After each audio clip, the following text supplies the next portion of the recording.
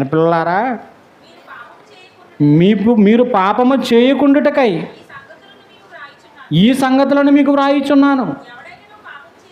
ఎవడైనా పాపము చేసిన ఎడల నీతిమంతుడైన యేసుక్రీస్తు అనే ఉత్తరవాది, ఎవరైనా పాపం చేసిన ఎడల యేసుక్రీస్తు అనే ఉత్తరవాది తండ్రి యొద్ద ఆయన కుడి పార్శ్వమున కూర్చుని ఉన్నాడు.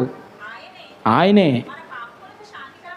మన పాపమునకు ఏమైనాడో ఈ చెప్పీస్, మన పాపములకు శాంతికరమై తండ్రి కుడి పార్శ్వాన కూర్చుంటూ ఆయన ముల్లోకాల మీద అధికారాన్ని కలిగి తండ్రి కుడి పార్శ్వమున కూర్చుని ఉన్నవాడు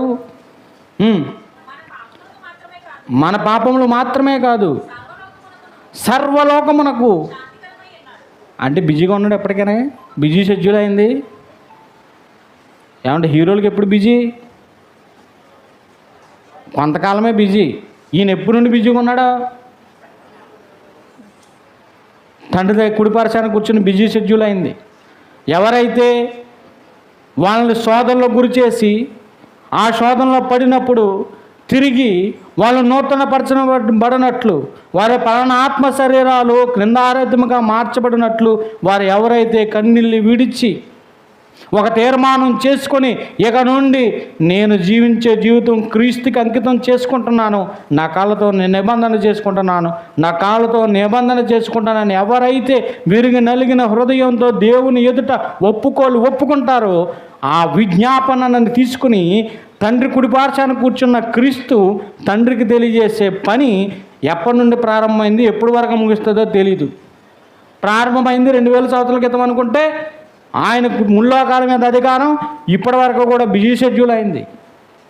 కనుక ఈ లోక మాలిన్యం మీకు అంటకుండా జాగ్రత్తగా ఉండండి. కనుక ఈ లోకంలో ఉన్న హీరోలు కాదు, ఆ హీరోలు కాదు. నిజమైన లెజెండరీ ఎప్పటికీ ఉండేవాడు మన హీరో అయిన ప్రభు అయినా. ఎందుకంటే ఆ హీరో గుండు గీయించుకుంటాం, ఈ పెడ తీసేయడం, ఈ పెడ తీసేస్తాం, ఇవన్నీ చేయడం కాదు. మనకు మాదిరి క్రీస్తు ఏం చేశాడంటే తన సహోదరుల నిమిత్తం ప్రాణం పెట్టబద్దులై ఉన్నాడని చెప్పాడు. అందరి కోసం ప్రాణం పెట్టాడు. ఆ ప్రాణం పెట్టే పనిలో మనం ప్రాణం పెడతామంటే మన కష్టార్జితంతో, మనం నోటితో, మనం మాట్లాడే ప్రతి మాట, మనం చేసే ప్రతి క్రియ ఎదుటి వారి ఆత్మను రక్షించడానికి మనం చేసే పనిలో ముందుకు సాగాలని కోరుకుంటూ ఈ మాటలో ముగిస్తున్నాను.